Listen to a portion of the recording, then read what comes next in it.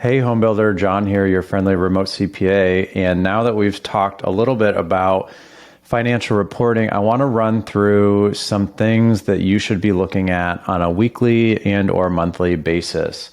So here at Remote CPA, we have a weekly reporting template, and this will be a resource below.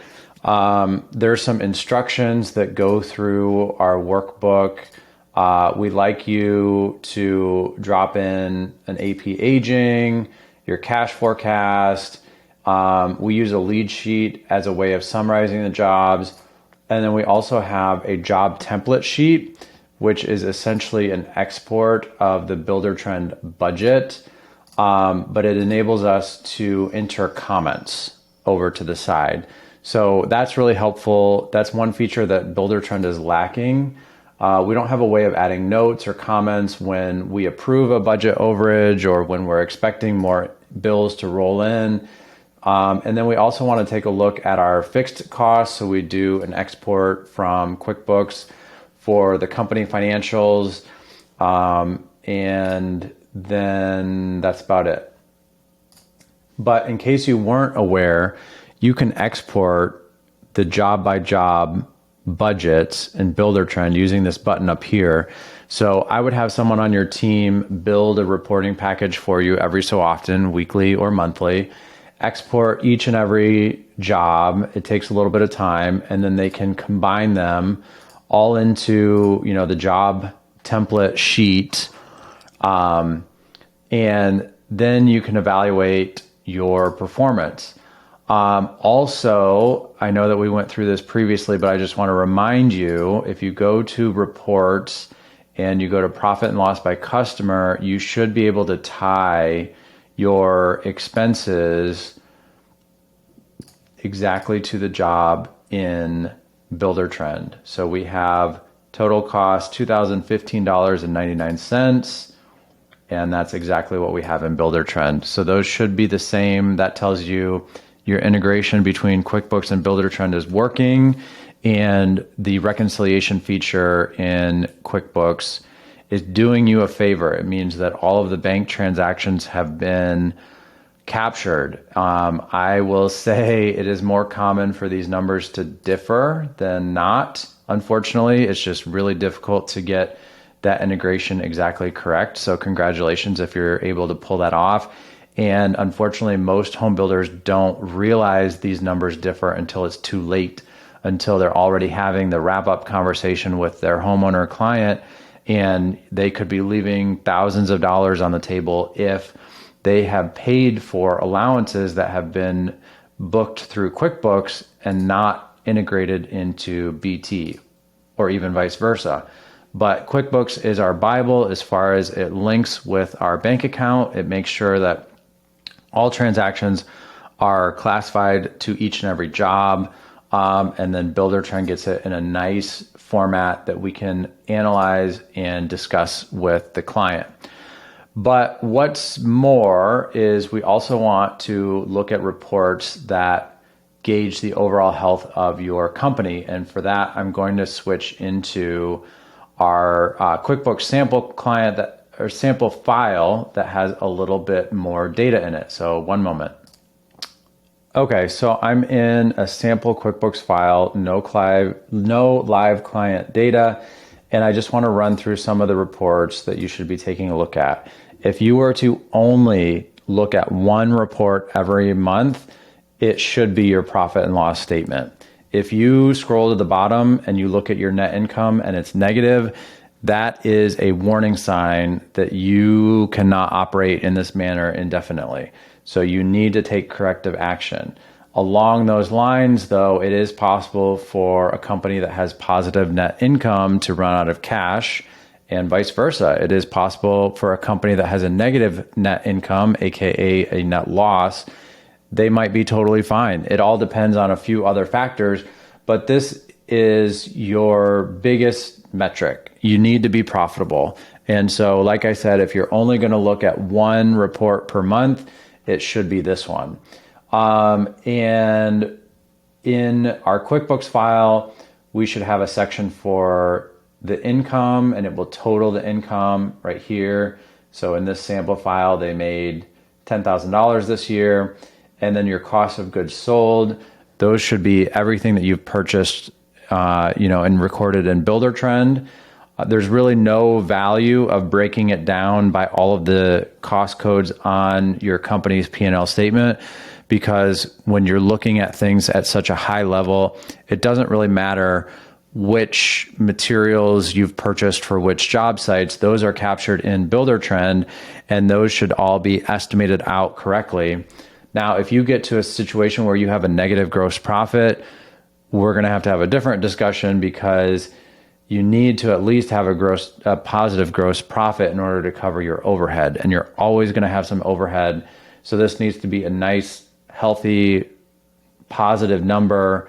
We recommend at least 20% of your total income. If you can do even better, that's great. And then below, there's an expense section, and this is all of the overhead, and you can analyze where you've overspent, where you might have extra space in your budget. Quick tip, you can hit the collapse button, and it will roll all of these sub-accounts up into their parent accounts. We've talked before about how I'm not a huge fan of sub-accounts. I try to get the profit and loss statement on one page so it can be easily evaluated without, going through pages and pages and a huge chart of accounts. In this sample file, I don't know if they have a budget, but nope, they don't. They have a budget section, but no live budget data. Otherwise, you would have a budget versus actuals report, and that can be great to look at your fixed expenses throughout the course of the year.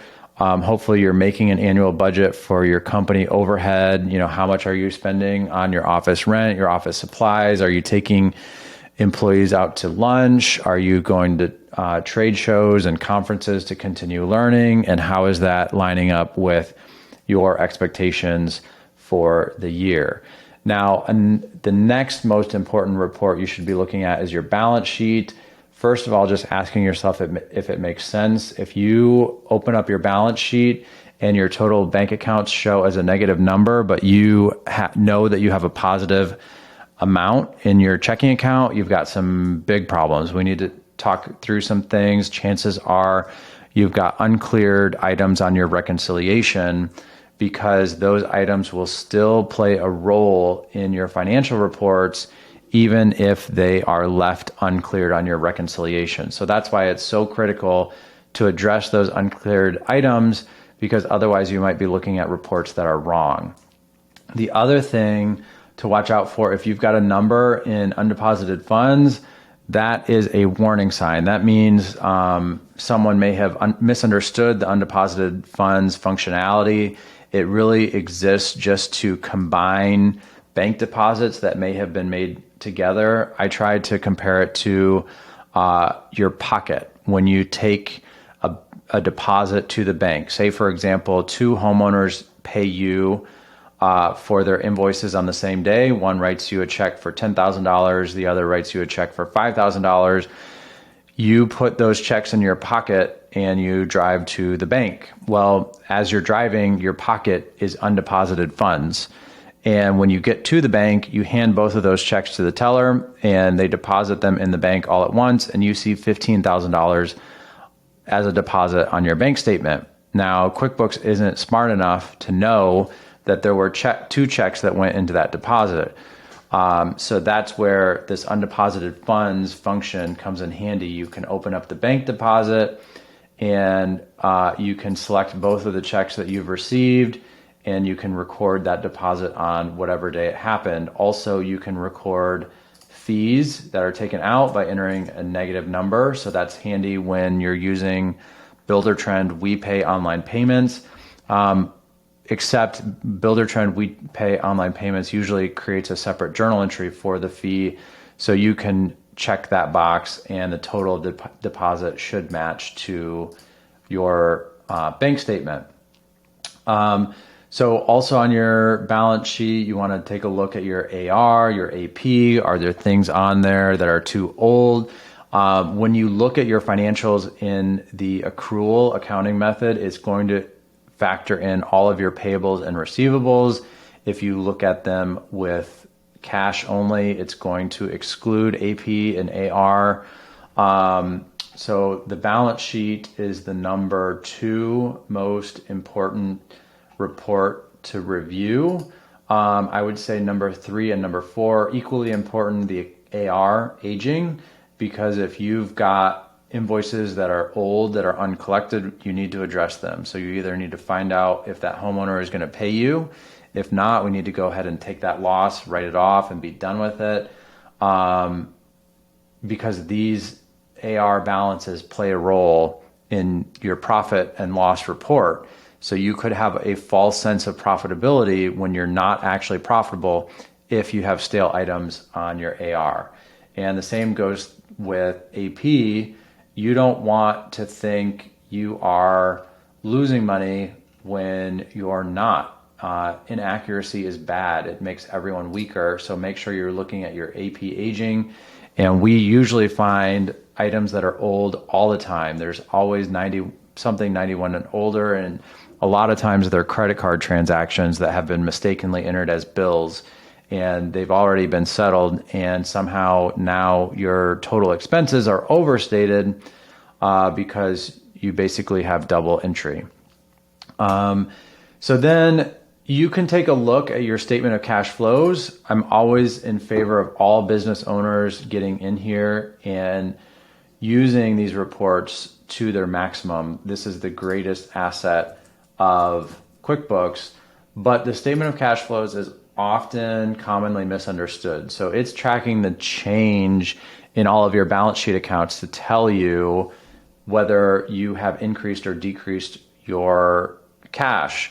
And this is a little bit different from your profit and loss because the profit and loss doesn't consider things such as loan proceeds. So if you've taken a draw on your line of credit, it would show up on your statement of cash flows, but it would not show up on your profit and loss statement.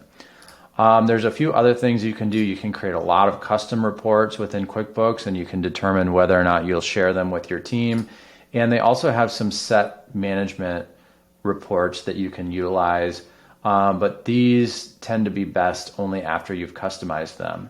So like I said, I highly encourage you to get in here and utilize all of these reports. It is by far the best feature of QuickBooks, especially after your reconciliations are done and you're comfortable that all the transactions have been entered. And Buildertrend is the best source when you're trying to evaluate a job by job profitability. So once again, QuickBooks takes a look at your company overall, and Buildertrend is a great way for you to dive into details and see how you're performing on each and every one of your jobs and trying to, make sure this gross profit is a nice, healthy 20% of whatever this running total is.